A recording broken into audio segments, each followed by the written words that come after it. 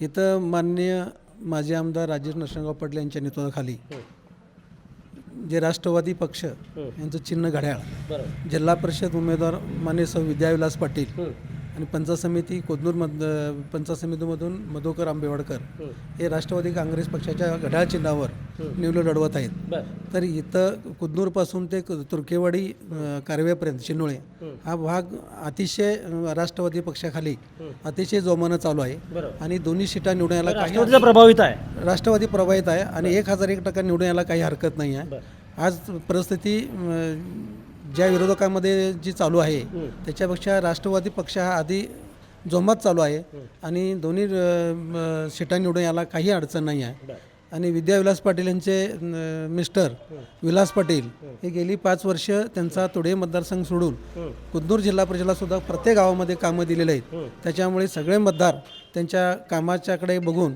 सगळे आकर्षित झालेले आहेत.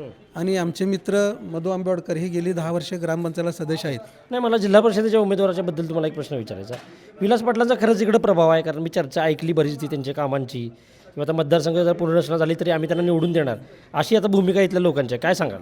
त्यांची 100% त्यांची भूमिका चांगली आहे आणि गेली 5 वर्ष तोड्यामध्ये असताना सुद्धा कुदनूर जिल्हा परिषदेमध्ये त्यांनी भरघोस अशी कामं केली आहेत आणि युवकांचा फार मोठा त्यांचा संपर्क आहे. बरोबर, आणि त्याच्यामुळे सगळ्या जनतेचा, युवक असेल, हे वयस्कर माणसं असतील, सगळ्या प्रत्येक मतदारांचा त्याच्यावर आकर्षित झालेला आहे. त्याच्यामुळे सीट यायला काही अडचण नाही आहे. अच्छा.